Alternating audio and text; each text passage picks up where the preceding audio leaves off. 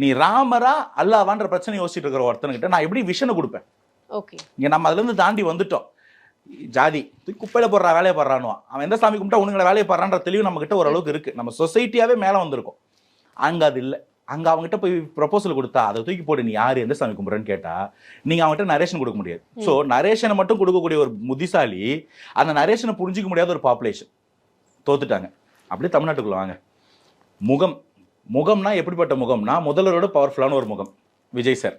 அப்படி ஸ்டாலின் நான் சொல்றேன், நீங்க அதை ஏத்துக்காதீங்க. நான் சொல்றேன், ஒவ்வொரு வீட்டுக்குள்ளேயும் கொண்டு போய் உங்களை புகுத்தணும். மற்ற எந்த கட்சி தலைவர்களா இருந்தாலும் ஃபார் தட் மேட்டர் எல்லா வீட்டுக்குள்ளேயும் இருக்கிற ஒரு முகம் விஜய் சார். இந்த புரிதல் எல்லாருக்கும் டிஃபரன்ஸ் தெரியும். இந்த ஜாதிக்கா இருப்பாரு, இந்த சாமி கும்பரா இருப்பாரு, இந்த பெல்ட்டுப்பா சொல்ல முடியுமா உங்களால? Belt religion neutral leader. Vijay sir is a caste belt religion neutral leader. எல்லா ஜாதியிலயும் ஃபேன்ஸ் உண்டு, எல்லா மதத்திலயும் ஃபேன்ஸ் உண்டு, எல்லா வீட்லயும் ஃபேன்ஸ் உண்டு. இல்ல அதான் அந்த ஃபேன் அப்படின்ற பேஸ் தான் ஓட்டா மாறுமன்றதானே கேள்வி. அதுக்கு அடுத்த கேள்விக்கு அங்க வருவோம். முதல்ல நம்ம ஃபெமிலியாரிட்டி பத்தி பேசிடுவோம். ஸோ அது முகம் பளிச்சுன்ற முகம், யாருக்கும் கெட்டவமா அப்படின்ற நினைப்பு இல்லை.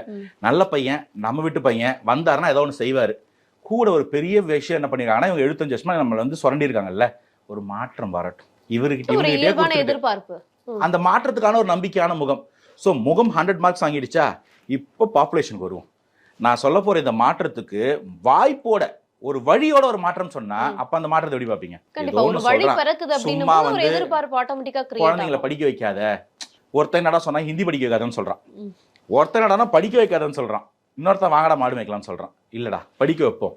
இன்னைக்கு இன்ஜினியரிங் படிச்சவனுக்கு வேலை இல்லைன்றதுனால பயப்படாதீங்க. இதையும் சரி பண்ணுவோம். நாளைக்கு எது வேலை கிடைக்குமோ அதை படிக்க வைப்போம். உலகத்துக்கே ஒரு ஹப்பா கிரியேட் பண்ணுவோம். சும்மா வாய் அளவில் தமிழ்நாடு இந்தியாவில் கம்பேர் பண்ண முடியாது, ஸ்வீடனோட கம்பேர் பண்ண, நார்வேயோட கம்பேர் பண்ணுறது இல்லை. இந்த பக்கம் வளர்ந்த ஒரு சவுத் கொரியாவோட கம்பேர் பண்ணுங்க. அவன் semiconductor giant of the world. அங்கே என்ன கம்பேரிசன் வச்சிருக்க? உனக்கு அப்படி என்ன இருக்கு?